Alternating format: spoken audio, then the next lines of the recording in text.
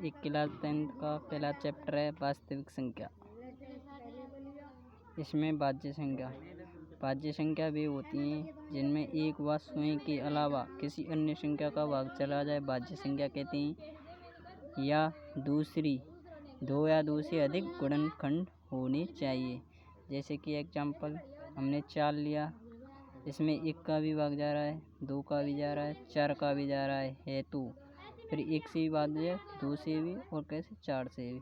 तो 1 स्वयं का भी जा रहा है और अन्य 2 संख्याओं का भी भाग जा रहा है, तो यह वाज्य संख्या है। सबसे छोटी वाज्य संख्या 4 है। 1 से 100 के बीच में 73 वाज्य संख्या होती हैं। वाज्य संख्या वे संख्याएं जिनमें स्वयं का भाग जाए और किसी अन्य संख्या का भाग ना जाए, वह अवाज्य संख्या कहलाती हैं।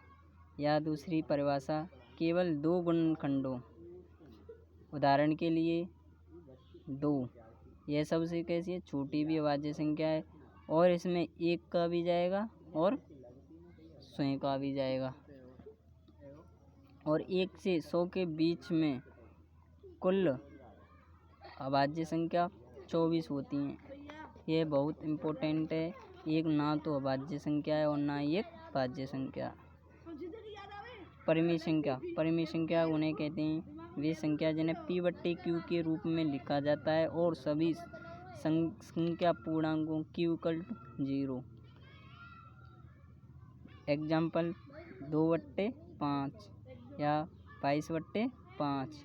अपरिमेय संख्या वे होती हैं जो P/Q के रूप में नहीं लिखी जाती, उन्हें अपरिमेय संख्या कहते हैं। जैसे √3 अपरिमेय संख्या है, पाई अपरिमेय संख्या है। पूर्णांक संख्या वे होती हैं संख्या रेखा पर विद्यमान सभी धनात्मक व ऋणात्मक संख्या पूर्णांक संख्या कहलाती हैं।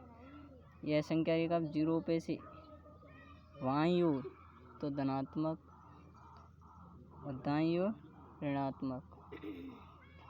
पूर्ण संख्या 0 से स्टार्ट होती हैं और अनंत तक चली जाती हैं। इन्हें W से दर्शाते हैं। प्राकृत संख्या वे होती हैं जो 1 से शुरू होती हैं और अनंत तक चली जाती हैं। सहवाज्य संख्या वे होती हैं जिनका HCF 1 होता है। उदाहरण के लिए 8, 25। वास्तविक संख्या अपरिमेय संख्या व परिमेय संख्या मिलकर वास्तविक संख्या का निर्माण करती हैं। अब अंकगणित आधारभूत परिमेय अभाज्य गुणनखंड विधि। A/B, इसमें पहली संख्या A, दूसरी संख्या B बराबर HCF बराबर LCM। इससे हम 4 सूत्र बना सकते हैं। A लिखा रहेंगे जब HCF × LCM बट्टे B, L A × B बट्टे H, H A × B बराबर बट्टे L, B लिखा रहेंगे तो H × L बट्टे A। ये फंडा है। N/N × 5M फंडा। इससे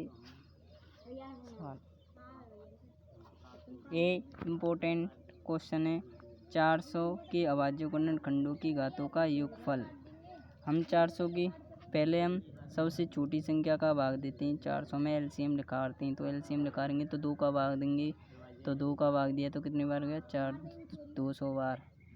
फिर 2 का भाग दिया कितनी बार गया, 100 बार। फिर 2 का भाग दिया 50 बार, 2 का भाग दिया 25 बार। फिर 25 में 2 का नहीं जाएगा, ना ही 3 का जाएगा।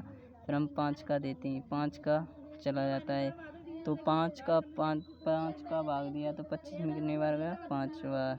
फिर 5 का 5 में 1 बार। तो फिर हम इन घातों के रूप में लिखते हैं 400 के अभाज्य गुणनखंड 2 × 2 × 2 × 2 × 2 × 5 × 5। अब इनने हम गुणा